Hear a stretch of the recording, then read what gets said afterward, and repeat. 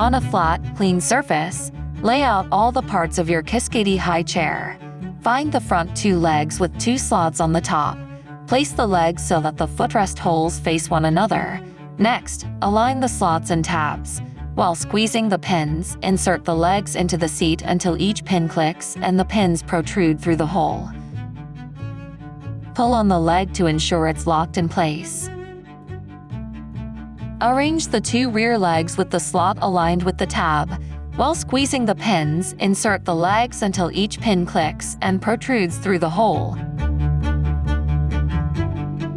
To attach the footrest, align the footrest brackets to the holes on the front legs.